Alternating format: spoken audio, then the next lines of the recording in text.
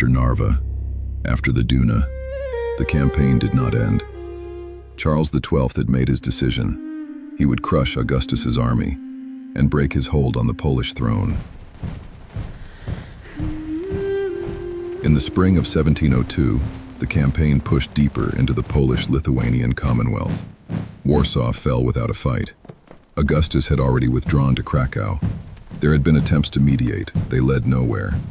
Charles was not marching for compromise. He was marching for a decision.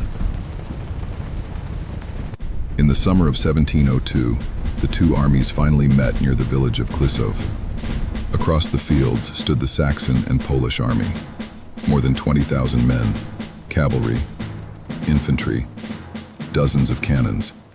Charles had far fewer, around 12,000 effective troops, and the battlefield favored the defenders. Marshland and narrow streams cut across the ground, soft earth that could swallow horses and men alike. On the heights near Kliszów stood Saxon infantry and artillery. To most commanders, the situation would have looked impossible. But Charles XII had never been most commanders. Instead of attacking directly, he made a bold decision. He shifted his entire army to the left. The Swedish columns marched across the field in a wide flanking movement. If it worked, the Saxon right flank could collapse. But as the maneuver unfolded, tragedy struck the Swedish army. Frederick IV of Holstein-Gottorp, cousin of the king and commander of the Swedish left, was hit by a cannon shot. He was carried from the battlefield.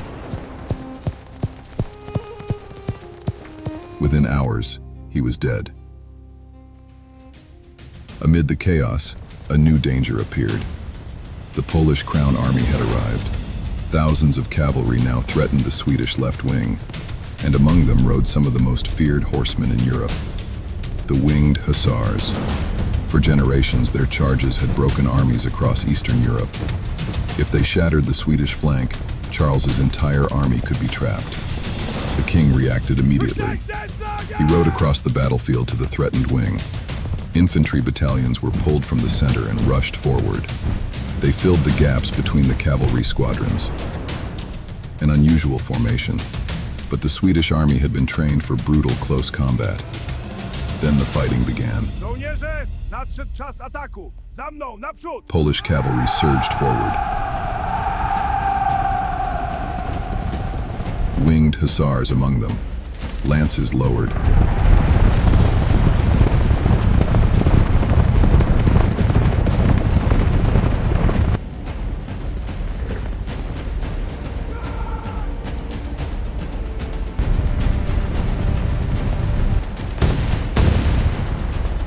They slammed into the Swedish line.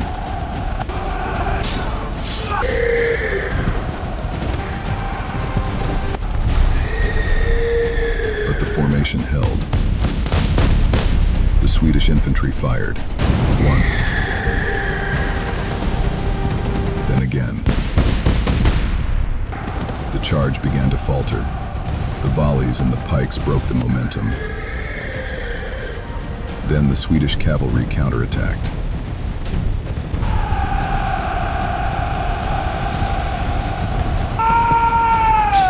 Steel met steel, and slowly the Polish riders began to fall back. The crisis on the left had passed, but on the opposite side of the field, another danger had appeared. Saxon cavalry had crossed the marsh near Rebo. They were closing in on the Swedish right. The man commanding that wing was Carl Gustaf Reinskild. He was heavily outnumbered. Reinskild sent for help. The answer came back simple. He would have to hold. The Saxons attacked from several directions.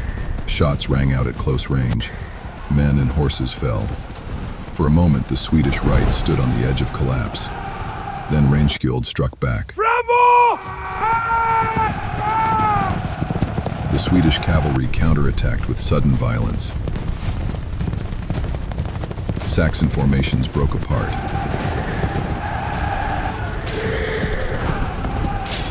Some riders were driven back into the marsh behind them. The attack had failed. But the battle did not stop. The Saxon infantry still held the heights near Kliszów. Their artillery fired down the slope. The Swedish battalions advanced anyway, through mud, through smoke, under cannon fire.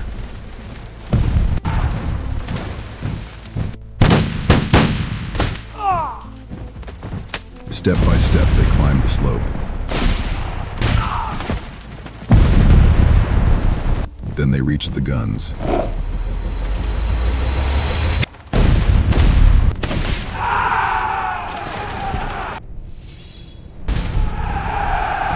The Saxon line began to collapse. Swedish soldiers captured the artillery and turned the cannons against their former owners. Now the Allied army began to break. By late afternoon, Rozkaz zwrotu! Wycofcie się! Augustus the Strong ordered the retreat. Saxon and Polish troops withdrew toward the forests behind the field. Some escaped in order. Others were cut down in the chaos.